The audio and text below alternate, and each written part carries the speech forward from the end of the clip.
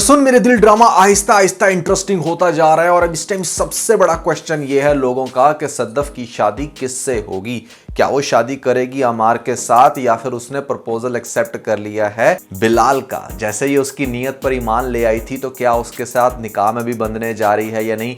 क्या डिसीजन लेगी भैया ये फ्यूचर में और उसके बाद क्या स्टोरी चलेगी।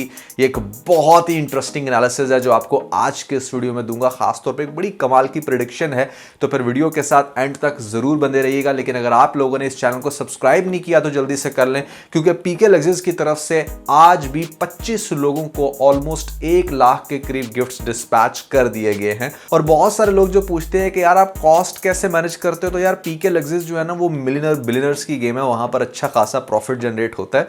तो उसके अंदर से आप समझ लेंगे कुछ पीनट्स में आप लोगों में डिस्ट्रीब्यूट करता हूं, जिसको लेकर आप बहुत ज्यादा एक्साइटेड हो जाते हो कि हमें इतने महंगे गिफ्ट्स मिल गए।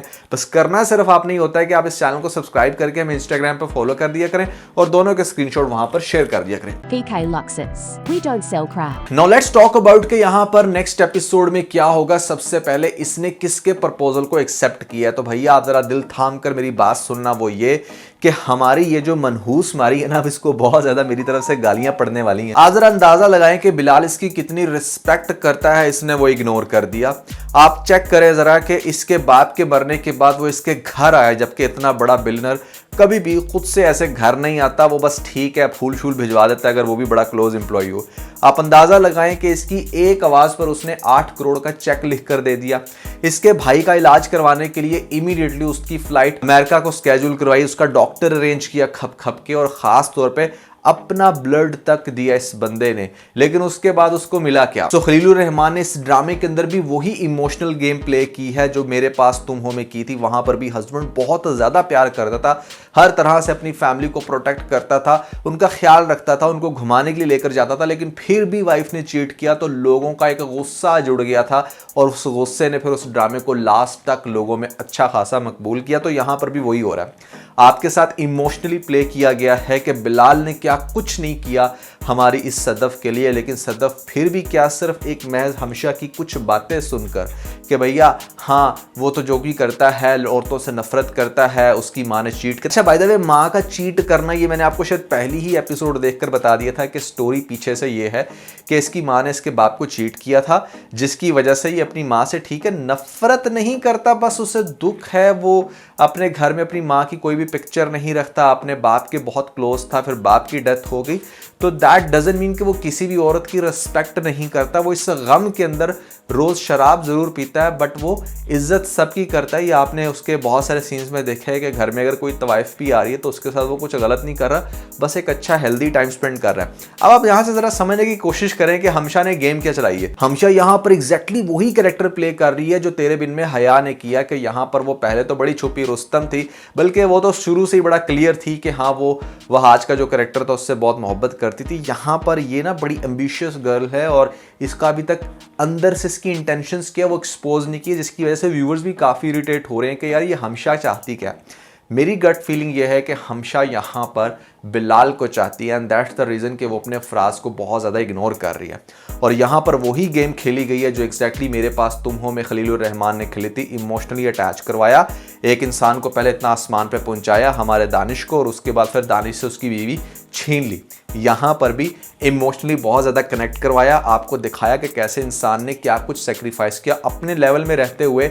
उसने वो सब कुछ किया जो मेरे ख्याल से कोई भी नहीं कर सकता, अपना खून तक दिया उसके भाई को, और उसका दिल जीतने के लिए उसने अपनी शराब छोड़ दी। हर तरह से एक परफेक्ट इंसान खुद को बना लिया, लेकिन फिर भी किसी एक के बात करने से वो इतना जज कर बैठी कि सदफ ने यह डिसीजन ले लिया कि शायद हाँ मैं तो मतलब ऐसे इंसान के साथ बिल्कुल भी ज़िंदगी नहीं गुजारूंगी जो सिर्फ मुझे यूज़ करे। बंदा पूछे तू अपनी कॉमन सेंस इस्तेमाल कर और हमशा को बोल के मतलब तुम जो मुझे कह रही हो कि वो औरतों को ऐसे ही फंसा लेता है, मैं तो ऑलरेडी फंसी फंसाई उसके सामने पेश हुई थी।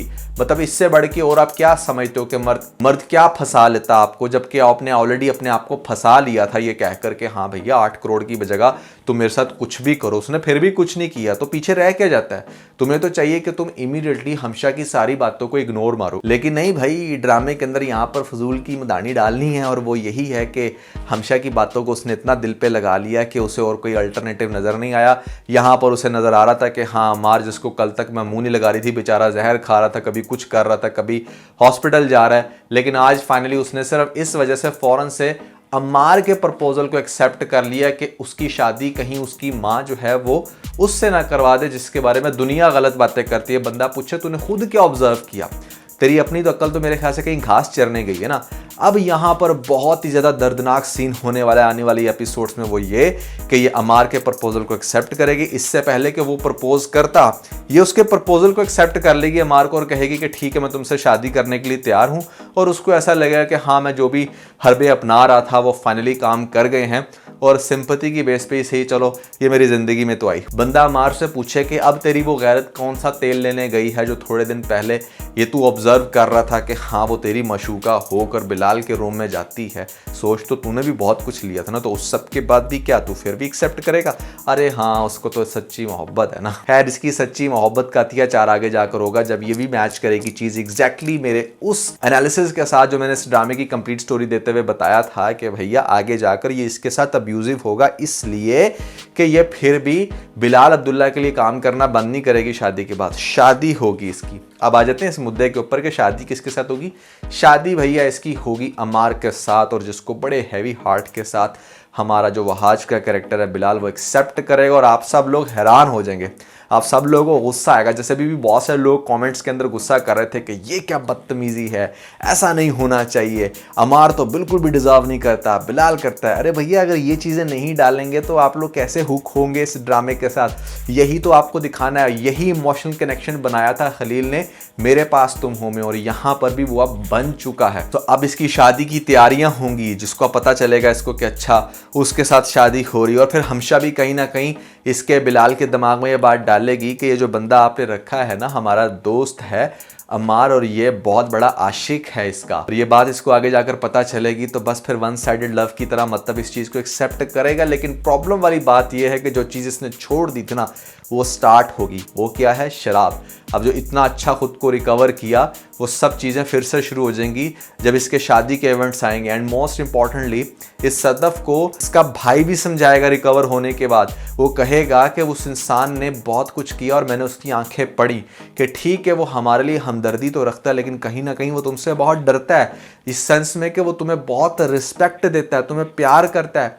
और मेरा नहीं ख्याल कि बिलाल अब्दुल्ला जैसा इंसान तुम्हें कभी जिंदगी में मिल सकता है। तुमने तो मतलब यहाँ पर सोने को साइड पे करके तांबे को अपना लिया। ये तुमने क्या कर लिया? इवन कि इसकी माँ भी समझाएगी कि मेरे भी बहुत गलत ख्यालात थे बिलाल अब्दुल्ला के बारे में, लेकिन उसने ये बात साबित की है कि ही इज़ द बेस्ट। लेकिन तुम्हें क्या हो गया? किसकी बातों में आ गई हो? इसको सारे समझाएंगे, लेकिन ये पागल नमूनी यहाँ पर अमार के साथ बस जिद में शादी करेगी और अमार को लगेगा कि शायद इसको मेरे से प्यार है। अब ये सबसे बड़ी यहाँ पर मिसकंसेप्शन होगी कि शादी होगी और शादी के बाद भी आपको दिखाया जाएगा कि जब जब वो इसके पास आएगा, इसको ये कहेगा कि क्या तुम मुझे लाइक नहीं करती, तो वो आगे से यही कहेगी कि मैं आपको रिस्पेक्ट देती हूँ लेकिन मैं आपकी हो नहीं सकती। और फिर बहुत सारी मिसअंडरस्टैंडिंग्स होंगी। शादी के बाद अमार का बिहेवियर भी चेंज हो जाएगा। हमारी ये जो लड़की है दोनों साइडों पे फंस जाएगी। एक तरफ से इमोशनली इसको ये बात बाद में फील होगी कि शायद इसने बहुत गलत डिसीजन लिया, उस इंसान ने मेरे लिए बहुत कुछ किया, और दूसरी साइड पे इसका एक अब्रप्ट डिसीजन, हमशा का असल फेस सामने आना कि वो इस सारे मामले में क्या चाहती थी, उसकी क्या कोशिश थी। जब ये भी सामने आएगा ना आपके सामने, तो ड्रामा और ज़्यादा इंटरेस्टिंग हो जाएगा। सो हमशा का जो है ना वो बड़ा इंटरेस्टिंग रोल है। लोग कह रहे थे कि यार हीरा मनी को ये सूट नहीं करता, भैया हीरा मनी को यही सूट करता है। बहुत कमाल का ये जो इसने साइड में यहाँ पर टांग अड़ाई है ना, ये बेस्ट है। वहाँ मेरे पास तुम हो के अंदर भी इसकी जो साइड की टांग थी ना डायरेक्टली, वो बड़ी कमाल की थी। वहाँ पर तो खैर सेटिस्फेक्शन लेवल पे था, लेकिन यहाँ पर आपको ड्रामे के अंदर तड़का लगाने के लिए इसका ये रोल दिखाया जा रहा है। और सदफ ने भी बहुत बेवकूफ़ियाँ करनी है। सदफ किस तरह का करेक्टर है, अब इसको ज़रा समझने की कोशिश करो कि मतलब एक ऐसी इमोशनल लड़की जो कुछ भी कर लेती है, मतलब उसको कुछ भी आप सुना दो, उसको कहीं पर भी कायल कर लो। एक बात तो कंफर्म होती है इसके हमशा की इतनी ज़्यादा बातों को सीरियस लेने के बाद कि इसके अंदर भी ना वो टिपिकल औरतों की तरह अकल जो है ना, वो इसकी टिपिकल औरतों की बात कर रहा हूँ किट्टो में है। जबकि ऑन दी अदर साइड यहाँ पर जो हमशा है तो वो भी औरत, लेकिन उसकी अकल के अंदर है, वो अपना दिमाग इस्तेमाल करके फुल टाइम प्लानिंग कर रही है। तो क्या होगा भैया, क्या होना चाहिए, ये तो अब आप लोग देखोगे ड्रामे के साथ साथ। लेकिन ये वो सीन है कि सबसे पहले मुझे बड़ी गट फीलिंग है कि बिलाल के साथ शादी नहीं होगी, अम्मार के साथ शादी होगी, और फिर ये सारे सर्कमस्टांसेस होंगे और ड्रामा अच्छा खासा इंटरेस्टिंग होगा। कैसी लगी आपको लेटेस्ट एपिसोड, आपने मुझे कमेंट्स के अंदर ज़रूर बताना है। और अगर आप लोगों ने हमारा लेटेस्ट व्लॉग नहीं देखा तो ऊपर आपको लिंक मिल जाएगा, जल्दी से लिंक पे क्लिक करके वीडियो देख के अपना फीडबैक मुझे ज़रूर दीजिएगा।